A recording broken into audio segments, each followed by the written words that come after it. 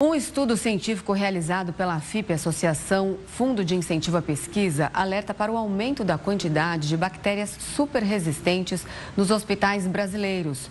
De acordo com o levantamento, a presença desse tipo de micro-organismo, que apresenta uma alta resistência a antibióticos, teve uma alta de 0,5 ponto percentual entre 2022 e 2023, atingindo uma fatia de 6,5% das mais de 71 mil amostras coletadas. Para entendermos quais os riscos trazidos por essas bactérias, nós entrevistamos agora o doutor Eduardo Alexandrino, que é professor de infectologia da Unifesp. Olá, doutor, boa noite, seja muito bem-vindo. Boa noite, é um prazer estar aqui com vocês. Prazer é nosso. Doutor, explica pra gente o que são essas superbactérias e por que elas têm essa capacidade de se reproduzir rapidamente.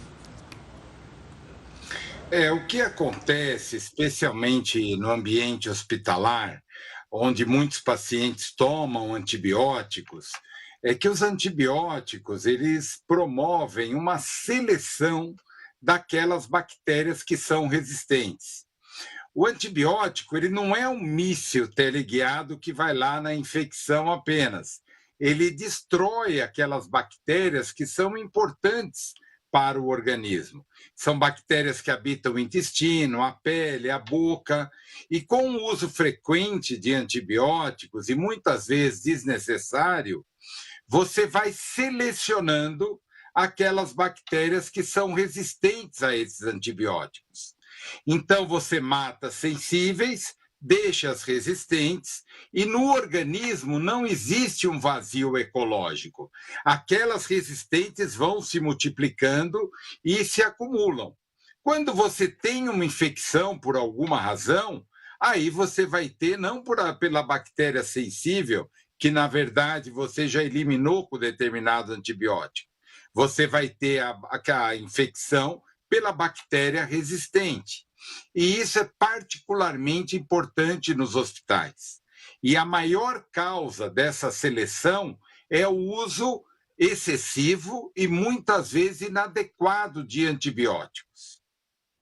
E, doutor, existe alguma maneira para prevenir isso nos hospitais?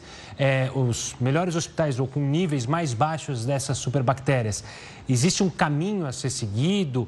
É difícil de fazer isso? Tem que fechar uma ala do hospital para fazer ali, digamos, uma limpeza? Como é que funciona isso? Como evitar para que isso ocorra? Essa pergunta é muito importante, né? Porque, na verdade, é uma prática do dia a dia. Se nós formos avaliar, nós temos 4 grandes pilares para prevenir essa resistência microbiana.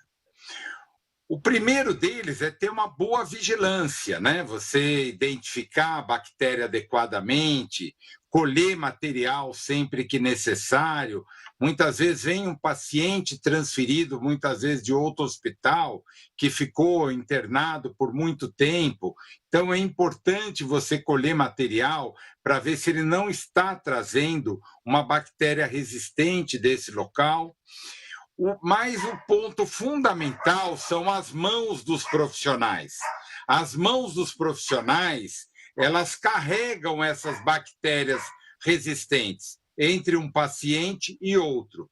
Você vai lá, examina um doente, muitas vezes que já está internado por longo tempo, as bactérias ficam na mão dos profissionais e você vai lá, examina um outro doente, muitas vezes ao lado, que não está com infecção, não está colonizado por essa bactéria, e o profissional de saúde deixou de fazer a higiene das mãos, a limpeza das mãos, consequentemente, ele leva essa bactéria para outro paciente. Esse é um grande problema nos nossos hospitais.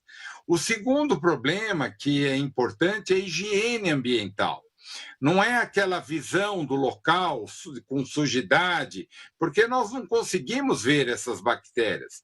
Muitas vezes elas ficam no mobiliário, estão vendo aí as imagens, né? Muitas vezes a bancada, os locais onde os profissionais estão, o prontuário, essas bactérias permanecem nesses locais e se os profissionais não fizerem uma higiene adequada desse ambiente, aqui os equipos de soro, o local onde os monitores, são locais onde muitas vezes ficam as bactérias e se você não fizer a higiene desse local adequadamente, você pode levar essa bactéria para o paciente.